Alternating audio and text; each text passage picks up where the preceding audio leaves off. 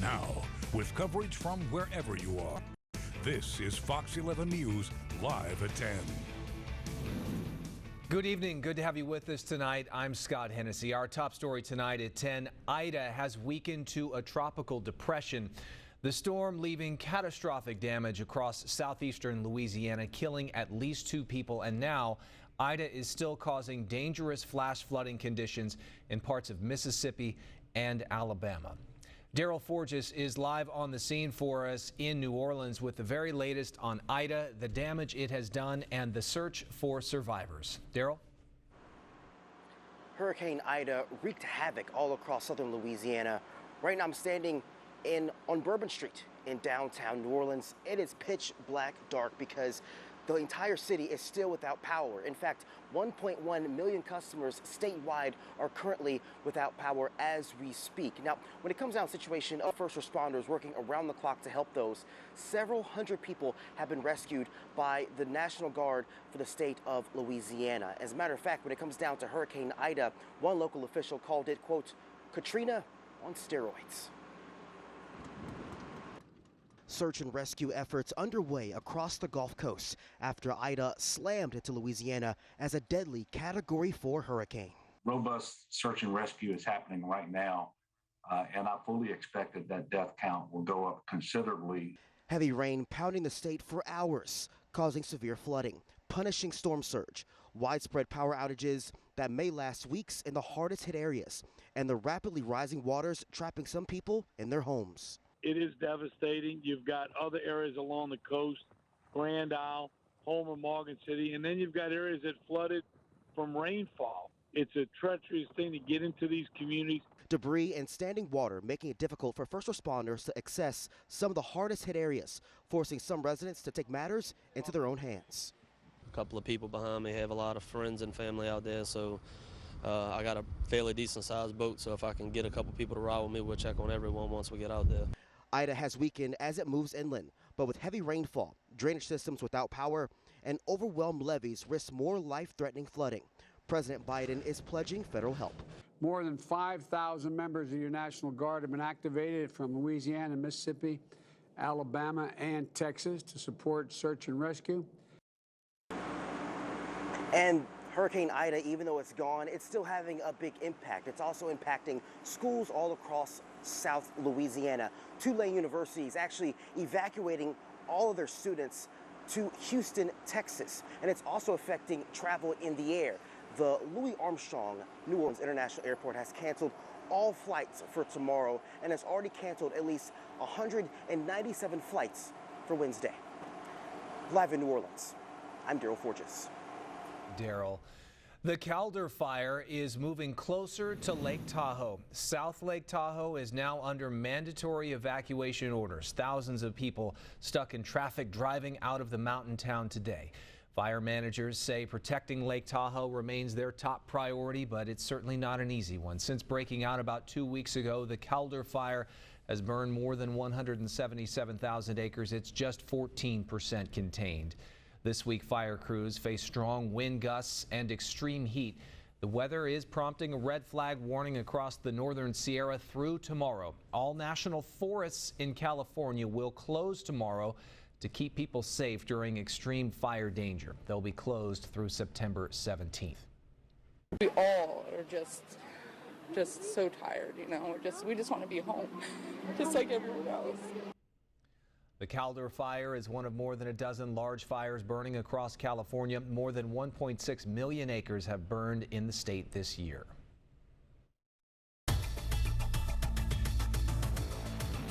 Striking images to see those flames in the background behind the ski lifts at that high elevation. Let's check in now with Julia Espinoza in the First Alert Weather Center.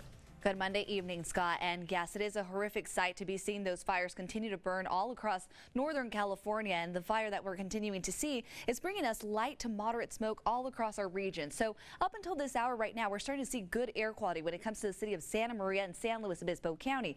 Down towards Santa Barbara County from San Ynez, pushing into the city of Santa Barbara, we're still dealing with that moderate air quality. Going into your Tuesday, it is likely to turn good. So easier breathing as we go into tomorrow morning. The reason being is that onshore flow flow is increasing, and with more cloud cover in the forecast, much more moisture, it is helping us out tremendously. Going towards your Tuesday afternoon, you can see some of that moderate activity struggling to make its way a little bit more inland towards our local area, but it looks like we're going to remain more in the green. Maybe around sunset we start to see those hazy skies, but overall the smoke, you can see most of it is just really hovering over those interior valleys where it's been very dry out there. We haven't seen much of that cloud cover, but again, going into tomorrow, we do expect much more. So all of that poor air quality continues to really dominate Northern California, and it's heading more towards the East Coast, impacting the state of Nevada, where they're continuing to see those hazy skies. Something we're going to be monitoring every single day closer to home, but we're also going to be tracking cooler temperatures into the week. So more on those details coming up shortly. Scott, back to you. Thank you very much, Julia. The Pentagon has announced its military withdrawal from Afghanistan is finished. The State Department is now taking the lead with its diplomatic mission moved to Doha, Qatar. Natalie Brand is at the White House with more. I'm here to announce the completion of our withdrawal from Afghanistan and the end of the military mission to evacuate American citizens. The Pentagon says the last U.S. military plane has departed Kabul's international airport, completing the U.S. withdrawal from a 20-year war in Afghanistan. A new chapter of America's engagement with Afghanistan has begun. It's one in which we will lead with our diplomacy. Overnight, rockets that were launched towards Kabul's international airport were either shot down or failed to reach their target. The attempted attack came one day after the U.S. conducted an airstrike against an ISIS-K vehicle filled with explosives near the airport. This strike prevented a high-profile attack. The Pentagon is investigating reports of possible civilian casualties from the drone strike.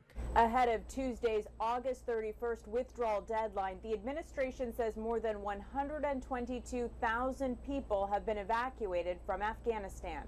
We believe there are still a small number of Americans, under 200 and likely closer to 100, who remain in Afghanistan. Americans that are in Afghanistan that want to leave and Afghans who want to leave, they will not be denied that opportunity.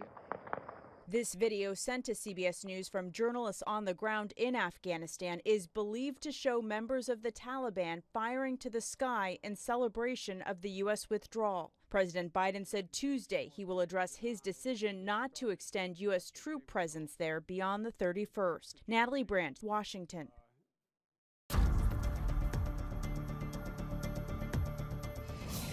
Cruise ships want to visit Santa Barbara, but Santa Barbara is putting those visits on hold. Fox 11's Tracy Lair has reaction to their 6-month suspension. You're more likely to see yachts and sailboats off the coast of Santa Barbara than cruise ships. Firstly, it was a really tough decision. Santa Barbara's waterfront director says visits have once again been temporarily suspended due to COVID-19. Cruise ships play a big role to the community and to the city and the waterfront. And so making a call to kind of put it on pause until the spring doesn't come lightly.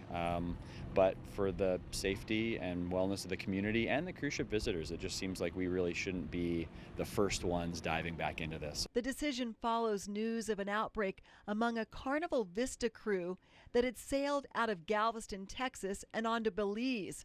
A passenger from Oklahoma later died. Most of the cruises anchor off Santa Barbara just for the day between September and May. I really feel sorry, especially for the small business owner. And why not let people see this beautiful place?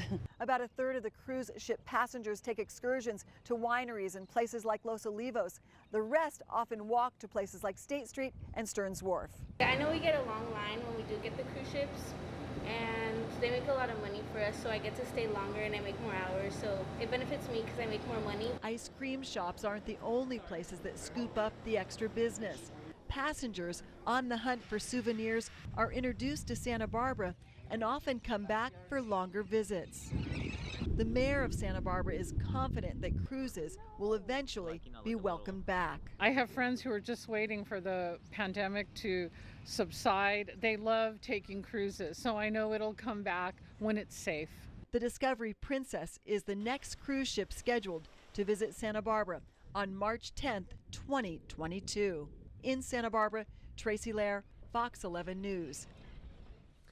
Many students are back to school for in-person learning. In Orcutt, some teachers say although they're happy to see their students, it has been a challenge. Fox 11's Karen Cruz Orduña spoke with some teachers about what's going on in the classrooms.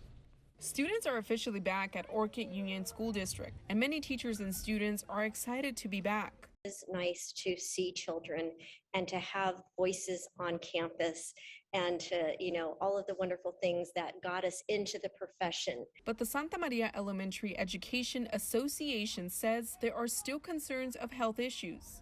Making sure that kids are being listened to and that, you can hear them, that you're attending to their needs. And it's a little more difficult to do when folks are masked up in the classroom.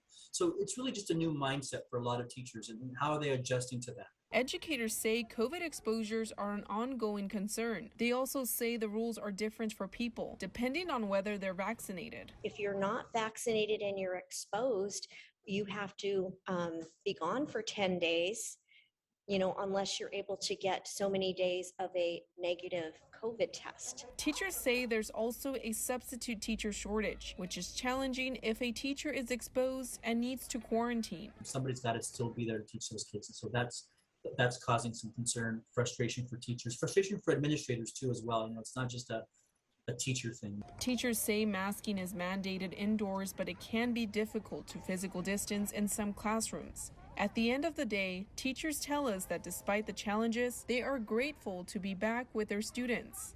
The vast majority of our kids are in classes with their teachers, where their families want them to be, where they want to be, and of course where teachers want them to be. Karen Cruz Orduña, Fox 11 News. The San Luis Obispo County Public Health Department held its 100th mobile vaccine clinic today. The clinic was held at the wall-to-wall indoor soccer complex in Paso Robles. The county was giving out $25 gift cards to everyone who got their shot today. Since shifting its focus to mobile clinics, the county says it has given out thousands of vaccinations, and it wouldn't be possible without the work of volunteers. The people who volunteer here, like myself, Medical Reserve Corps, were either active, semi-retired, or retired medical professionals that have come out of our homes to help people out and to, save lives. So, we don't have any financial relationship with any of this stuff. We do this totally on a volunteer basis. Today's clinic was able to give out nearly 50 vaccinations. For the first time since the winter, the U.S. has reached 100,000 hospitalizations for coronavirus. That's an increase of nearly 500% in just the past 2 months. Hospitals are struggling to keep up with the caseload, especially in the South, as the highly transmissible Delta variant spreads. Nichelle Medina has the latest from Los Angeles. The U.S. is now averaging 156,000 new daily cases of coronavirus. As daily admissions climb, hospitals across the country are running out of ICU beds, especially in the South. 30+% of our inpatient population being COVID positive individuals, and the vast majority of those unvaccinated. It creates a perfect storm. In Portland, Oregon, 300 National Guard members are on duty to help hospital staff, and more than 16,000 patients are hospitalized in Florida, the most of any state. On Monday, Governor Ron DeSantis said he will appeal a judge's ruling that overturned his ban on mask mandates at schools. Ultimately, we're just trying to stand with the parents. A lot of parents, they know their kid in terms of the health. Parents' Bill of Rights has said this is your right here. The U.S. Department of Education announced it is investigating 5 Republican-led states with universal mask bans, saying the policies could be discriminatory towards students with health conditions or disabilities. Nationwide, 180,000 children tested positive during the week of August 12th, raising concerns outbreaks could disrupt more in-person learning. Here in California, the San Diego County Board of Supervisors could be the first in the nation to vote on a policy that would declare health misinformation a public health crisis. Public health experts see health misinformation as a major contributor to vaccine hesitancy. Nichelle Medina, Los Angeles. A podcaster has now been ordered to court where he may have to testify in a hearing against the accused killer of Cal Poly student Kristen Smart. Paul Flores is accused of her death 25 years ago. Fox 11's Dave Alley spent the day in court, and he has the latest for us. It wound up to be a very long day in court, with the proceeding ending just before 5 o'clock after a 2-hour delay in the morning. During the first 10 minutes once the proceeding began, quite a bit happened involving two of the biggest names that we have heard so far through the first 4 weeks of this preliminary hearing. At the start, prosecutor Chris Purvell indicating he is planning on witness testimony through next week, finishing either September 7th or 8th. After that, discussion about Chris Lambert, the Orchid podcaster, has been subpoenaed by the defense to testify. Lambert announced on Friday he's objecting to that subpoena and the effort that he turn over his personal documents related to the case. Judge Craig Van Royen ordered Lambert, who's been in court throughout the entire prelim, to be back on September 7th for possible questioning. Defense attorney Robert Sanger also asking the judge to extend the on-call status for Scott Peterson to potentially testify, likely through Zoom if that were to happen. Van Royen said he will later rule on whether or not to allow the convicted killer to testify in this hearing. Later on, there was testimony from a dog handler who participated in the search for Smart on the Cal Poly campus in June 1996. She described in great detail how her human remains detection dog alerted her to Paul Flores' dorm room.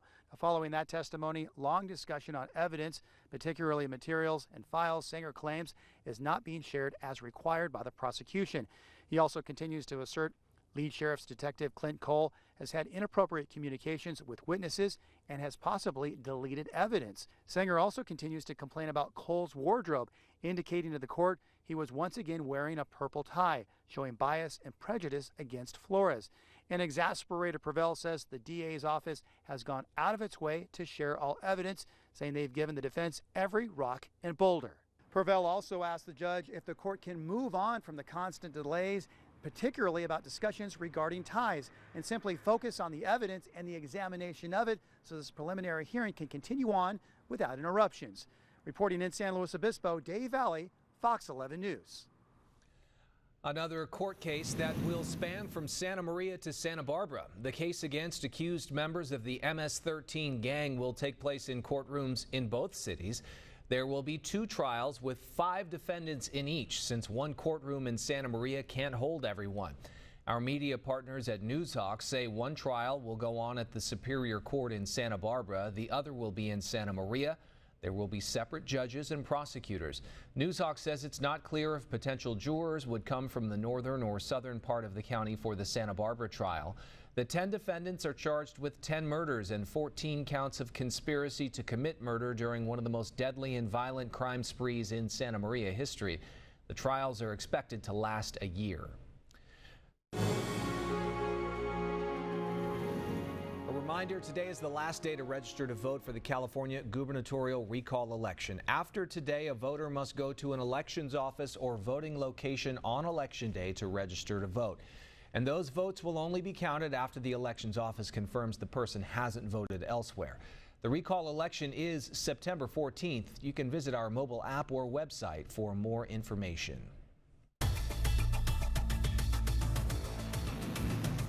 Let's check back in with Julia. Nice by the coast, but big difference inland today, wasn't it? It sure was, especially alongside the coastline. It's been so comfortable, as you mentioned, night to morning cloud cover. Inland areas, it's been quite the different story as that cloud cover hasn't reached you. Now we're going to be seeing some changes with an increase in cloud cover and onshore flow. So tonight, Santa Barbara, you're looking mild 61 degrees, mostly cloudy skies, winds calm under 5 miles per hour, and temperatures all around our region. We're in the 60s to the 70s. 62 out in San Luis Obispo, 60 degrees for Pismo Beach, 61 in Lompoc. So for our coastal areas, we are seeing minimal changes right now. If you are inland, we're seeing those isolated 70s to even 80 degrees out there in California Valley. So relief is heading your way. The reason being is that we have this trough that's making its way over the Pacific Northwest. As we go towards your Tuesday, you are seeing that activity really expand, make its way over northern Oregon. And then for us, it does allow for a stronger marine layer. This means we're going to be seeing those morning clouds really deepen and really surround most of our area. Along with that marine layer, we're also seeing the remnants of a tropical storm. So tomorrow, we're going to be seeing partly to mostly cloudy skies as we see those mid to high level clouds really roll on through from the south, pushing out towards the north of us. Santa Maria at 4 o'clock, you're actually looking pretty cloudy right there with all of that cloud cover. With this activity, we could also be seeing some moisture. However, it is not likely most of that activity really staying dry. Most of that activity expected to remain east of Los Angeles County. However, we're not going to rule it out as it is going to be a potential. By the time we go towards the later half of the week, onshore flow is decreasing. crazy. And by then, we're going to start to see less of that night to morning cloud cover. And then as a domino effect, temperatures begin to warm up, and it's just in time as we head towards your Labor Day weekend. So you'll just have to tune in later on in the week as to what our winds will bring, as we're all wanting to enjoy from that nice backyard barbecue.